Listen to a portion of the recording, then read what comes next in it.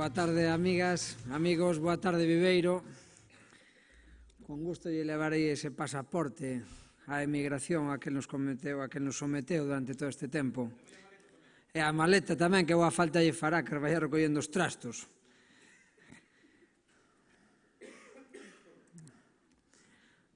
Hoxe Feijóo non dixo nada. O candidato do Partido Popular non dixo nada. Hai que insistir en que o candidato do Partido Popular porque se empeñaron en borrar completamente o logotipo dos cartéis. Debe ser que teñen medo a que os vinculemos con que les son. Nos, algúns non renegamos de quen somos, pero outros sí que parece que teñen moitos motivos para esconderse. Por eso, en vano buscaredes o logotipo do Partido Popular, nin o signo, nin nada, porque está todo completamente agachado. Está todo completamente agachado porque hoxe volvemos a coñecer, casi podemos dar un diario de campaña cas novas imputacións, a nova imputación de outro señor máis do Partido Popular, de Rus, o presidente da Deputación de Valencia. A mí non é que me importe máis ou me importe menos, pero dado que Feijóo forma parte da dirección estatal do Partido Popular e, polo tanto, forma parte da dirección dese partido, e ese señor está imputado, pois ten un novo imputado máis deste partido completamente corrupto, con doble P, de Partido Popular, non? A nos pouco máis nos dá, non nos dá igual, pero é o pasaporte que lle imos dar con ese billete, como outros billetes a partir do día 25.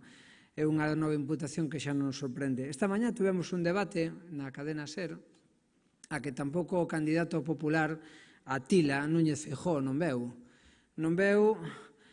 Fronte a isto, claro, nos preguntámonos no momento, tiñamos a oportunidade de plantexar a derradeira pregunta e dirixirlle a algún candidato, e diriximos ao candidato ausente, preguntamos ao candidato ausente cal era a razón de non vir, cal era a razón do silencio. Tiñamos el silencio dos corderos e tenemos el silencio de los peperos. Despois de estar 7 anos... 7 anos facendo falcatruadas por todo o país, agora nos impón a lei do silencio. A mesma lei do silencio que impón nos medios de comunicación públicos, impedindo a pluralidade, impedindo a diversidade política que caracteriza este país, impoñendo a lei do silencio monopolizada única e exclusivamente pola súa forma de ver a vida e a súa forma de desfacer e de destruir a vida e a política galegas. Pero para pouco máis lle vai dar a conto, porque a partir do 25 temos outro plan.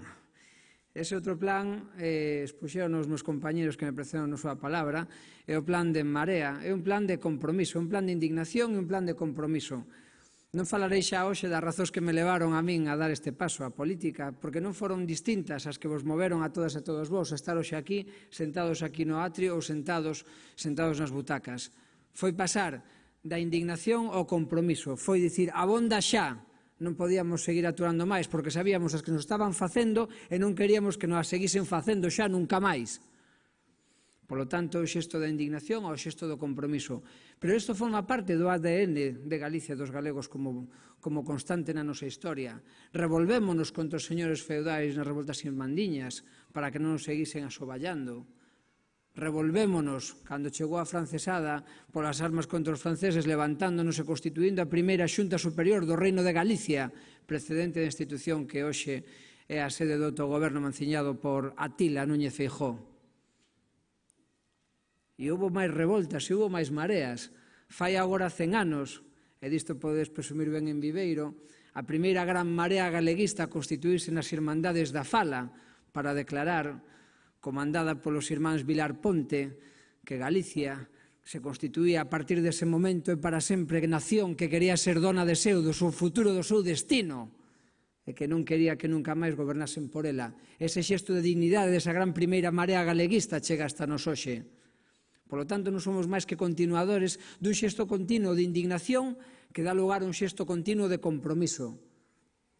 Xente como os irmáns Vilar Ponte podían vivir moi tranquilos, pero decidiron dar un paso adiante, non conformarse co que vían, dar un paso adiante en defensa non solamente dos seus intereses, senón dos intereses colectivos do noso país. Unha experiencia seguida por Luis Tubío, tamén outro vivariense que foi exemplo de compromiso. Foi exemplo de compromiso e dignidade ca súa lingua, foi o primeiro profesor de Dereito que deu aulas en galego na Facultade de Santiago nos anos 30, de forma regular. Unha persoa comprometida cuns ideais de democracia, uns ideais de xustiza social que En Marea comparte e que lle valeron no seu momento o seu exilio. unha persoa que ten sido, que foi no seu momento un dos maiores referentes no ámbito da diplomacia, que levou incluso a diplomacia da democracia republicana polo mundo adiante e que despois, solamente despois de moito tempo, puido volver á súa propia terra. Exemplos de indignación, exemplos de compromiso non nos faltan en todo o país, non faltan estas terras. Exemplo de compromiso que continuou. Aínda non hai xa demasiado tempo histórico co tema do nunca máis, cando as galegas e os galegos salimos ás rúas, non solamente para berrar, sino para manchar as mãos de chapapote, facendo aquilo que o goberno non facía, que era defender os intereses do seu país. Indignación e compromiso que o 15M non foi máis que un continuador desta constante histórica do conxunto social e do conxunto nacional, que nunca se conformou con indignarse, sino que decidiu sempre comprometerse. E por iso a xente que conformastes aquí en toda a Mariña e en todo o país, candidaturas de carácter municipal, candidaturas ciudadanistas, fostes un exemplo de compromiso, de que non era suficiente con indignarse, de que era necesario comprometerse, dar un paso adiante, non polo de un, sino polo de todos, polo da xente do común, porque había moito en xogo. Había en xogo para empezar a propia dignidade individual e a dignidade colectiva como pobo. Exercicio de dignidade que comezamos a exercer nos concellos onde gobernamos as mareas do cambio que hoxe están integradas neste gran proxecto que é En Marea. En Marea xa comentaron un proxecto político que aúna distintas sensibilidades de carácter organizativo, de carácter político, de carácter ciudadanista, afiliacións de carácter individual, como a mesma miña, da que me declaro fillo da confluencia, directamente.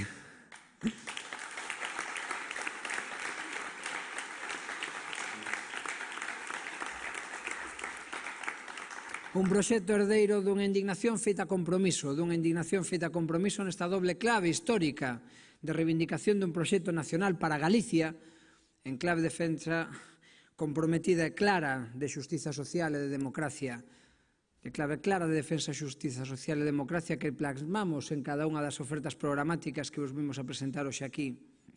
Algúnas delas xa explicadas, unha posición firme e decidida de Marea por defender a Alcoa, dentro da estrategia de defensa dos nosos sectores productivos e dos sectores industriais.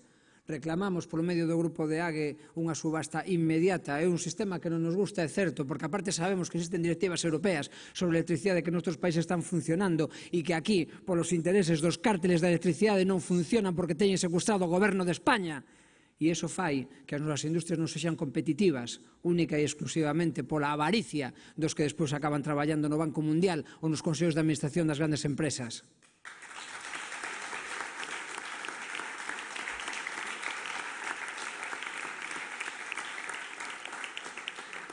Por lo tanto, esa defensa e, ademais, a necesidade de garantir todos os postos de traballo como requisito mínimo de vinculación de todas as subvencións.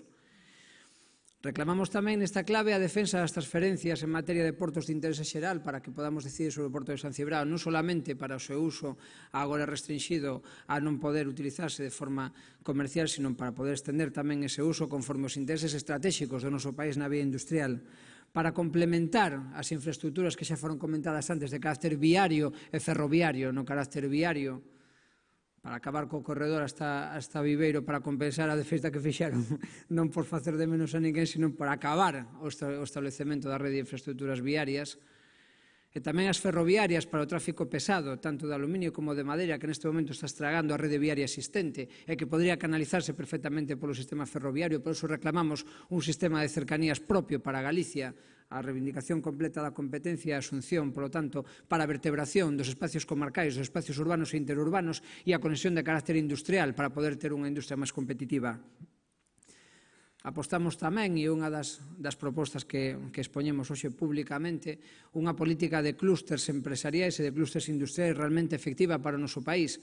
Concretamente, agora que estamos na Mariña explicando en relación a Alcoa, para garantir o pechado da cadena de produción e de transformación do aluminio para que as industrias de transformación non abandonen o país, ou para que implanten aquelas que ainda non se están producindo aquí e non teñamos que exportar o aluminio en bruto, podamos acabar de manufacturarlo aquí, porque sabemos que é o que xenera o maior valor engadido. Por iso, dentro desa política de clústers, é o noso apoio completo a todo o sector industrial, tamén neste caso de Alcoa, ao sector de aluminio, para poder levar a cabo esa transformación. E, entre outras cousas, como? Mediante unha política axeitada de promoción de solo empresarial e de solo industrial, mediante a creación dun banco de parcelas industriais, rentabilizando e optimizando todo o industrial que neste momento está inoperativo en Galicia, entre outras cousas, porque faltos dunha estrategia de carácter territorial, o goberno galego hasta este momento, o goberno de Atila, se dedicou única e exclusivamente a poñer solo industrial nos concellos dos seus amigos, pensando que a finalidade era facer solo en si mesmo, e non dotalo de industrias, cando non sabemos que é necesario poñer en conexión as industrias principais, as industrias auxiliares, as industrias primarias, as de transformación, para poder ter un sistema acabado de transformación industrial en Galicia. E iso foi o que nos negaron hasta ahora.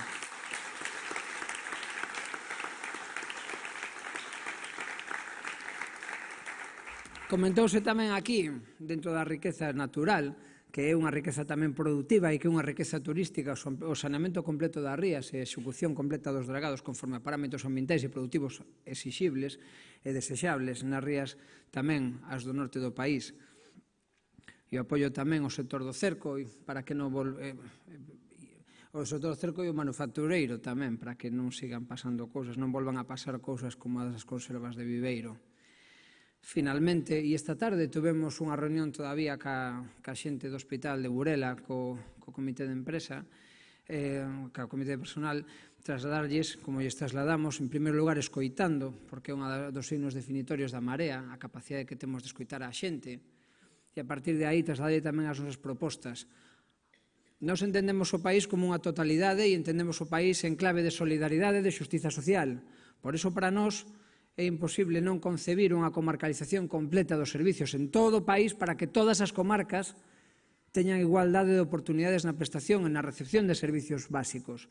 Servicios básicos que para nós son de carácter sanitario, de carácter educativo, de carácter asistencial e de carácter laboral, para establecer oportunidades de vivir con dignidade no conxunto do país, para que todo o mundo saiba que vai poder dispoñer nunha distancia razonable, en un tempo razonable, de todos os servicios básicos para poder vivir con dignidade na súa propia comarca sin ter que marchar dela. E iso nos concerne tamén en relación a toda a comarca da Mariña, a Mariña Occidental, Central e Oriental, e tamén neste caso nunha estruturación sanitaria correctamente dimensionada. Unha das súas propostas é acabar ca distribución territorial que se fixo dos Sergas nos últimos tempos, que as supostas áreas de xestión integradas, que realmente o que foron áreas de inicio, de precarización de servicio para a súa posterior privatización mediante o desvío á sanidade privada de algo que nos correspondía porque era noso, porque era esencial, porque era un dereito fundamental como era a sanidade e como era o dereito á saúde.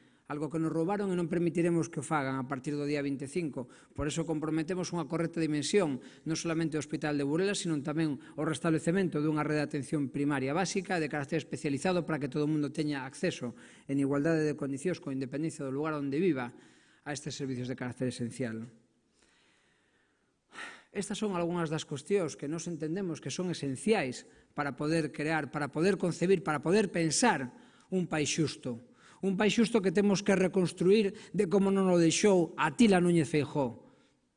A necesidade de reconstruir tras 7 anos de desgoberno, a necesidade de construir un país xusto, porque un país xusto defende a súa vivenda e defende o dereito á vivenda para a xente. Esta mañá o reclamábamos no debate, se ten que haber reformas que as haxa, as que sexan necesarias para garantir que a vivenda sexa un dereito fundamental.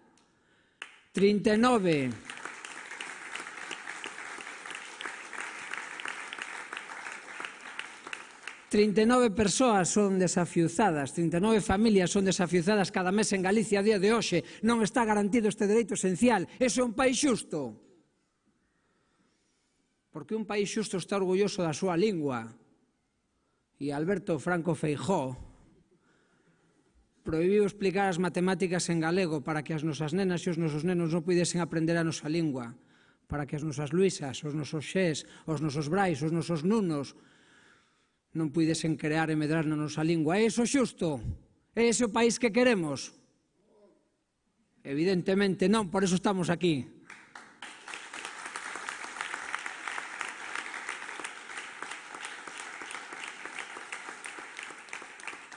Que dirixente de que país democrático normal lle nega medicamentos aos seus cidadáns? Hai xustiza nun país onde se lles nega medicamentos aos cidadáns que necesitan eses medicamentos para restablecer a súa saúde? Queixábase moito Puigfaga, o escudero do caballero ausente, do cobarde político que é Atila Núñez Feijóo esta mañán, de que o xuíz non admitía adiante a denuncia presentada polas asociacións de vítimas da hepatite C por homicidio imprudente. E tuven que contestarlle, no, perdona, ata que acabe o auto, ata que acabe a instrucción, está aberta a causa e non se califica o delito, se investiga por uns feitos, e se está investigando tanto por homicidio imprudente como por prevaricación. E prevaricar significa dictar unha resolución inxusta, sabendas de que é inxusta, e denegar unha medicación inxustamente, única e exclusivamente para cadrar as contas a final de ano, e aínda presumen de austeridade. Que país é este?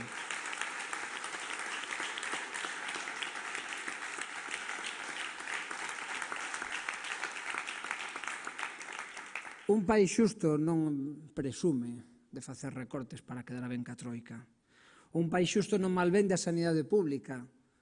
A día de hoxe, os servicios informáticos e os servicios de información dos pacientes, as historias clínicas están privatizadas nunha multinacional, Indra, que despois pasa os datos a outra multinacional para saber cal é o perfil patolóxico das pacientes e dos pacientes de Galicia para despois vender en réximen de monopolio os medicamentos do sistema sanitario galego.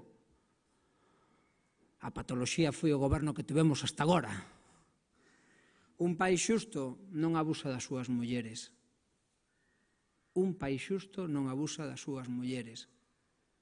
E levamos 5 ou 6 días de campaña e Baltar síguese paseando do ganchete de Atila Núñez Feijóo hoxe por los peares, con total impunidade, sin que ninguén lles diga, no, perdone, vostede vai do ganchete dun acosador. Por canto tempo máis vai andar vostede do ganchete dun acosador? Por canto tempo máis vai a permitir esa imaxe da desigualdade do machismo? Por se alguén ainda non o sabe, están a disposición vosa en internet as grabacións que todo o mundo pode escoitar como Baltar, o presidente da Deputación de Ourense, pedía favores sexuais a cambio dun enchufe na Deputación Provincial, abusando dunha situación de necesidade dunha muller. É isto xusto? É que non pase nada? É que non dimita a ninguén? Que non cesen a ninguén? Iso non é un país xusto. Un país xusto non denigra os seus maiores. E José Luis Iravedra Lestal, alto cargo do Partido Popular aquí na provincia de Lugo e hasta o agosto do ano pasado membro do Consello de Radio e Televisión de Galicia, do seu Consello de Administración, polo tanto, 3 anos despois dos feitos, tamén está para ver en YouTube os vídeos como carrexaba a vellos e a vellas con Alzheimer para votar nas eleccións de 2012 e aquí non emitiu ninguén.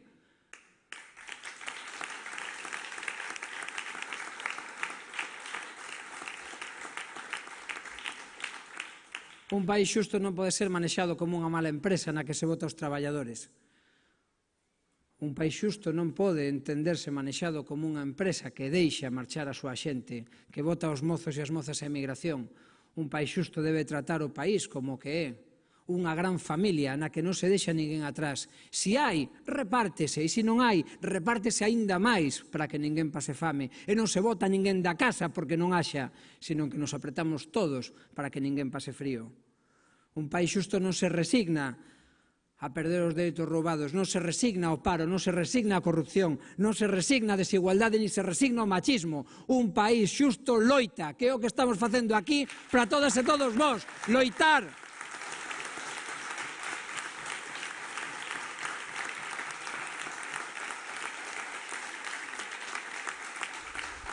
Sí, entérate, Atila Núñez Feijóo, loitamos, rebelámonos, non nos rendimos.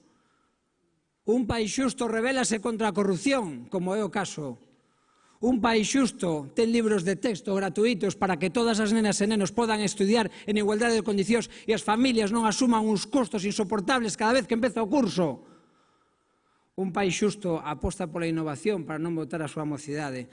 Un país xusto non soluciona a crise con recortes, senón con investimentos productivos. Un país xusto coida as árbores e non as queima a cada brao. Un país xusto loita polo seu rural, polo seu leite, pola súa pesca. Un país xusto loita pola súa industria, loita pola cultura, loita pola súa lingua, non proíbe, non esconde a súa lingua.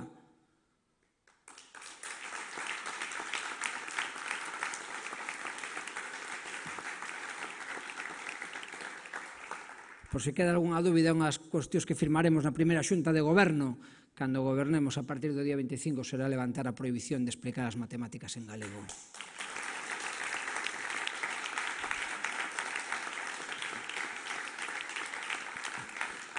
Un país xusto cree na xustiza social, na igualdade de oportunidades, na capacidade de vivir con dignidade na propia terra, de non se deixar atrás, de non se deixar ir por ninguén atrás.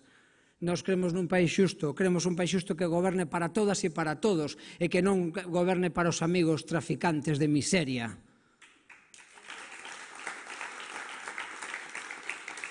Queremos un país xusto para todas e para todos, porque somos a marea, somos en marea, vimos en marea, non nos rendimos, recuperaremos para vos o que xa era voso, recuperaremos a dignidade para este país, recuperaremos a dignidade porque queremos, porque sabemos e porque estamos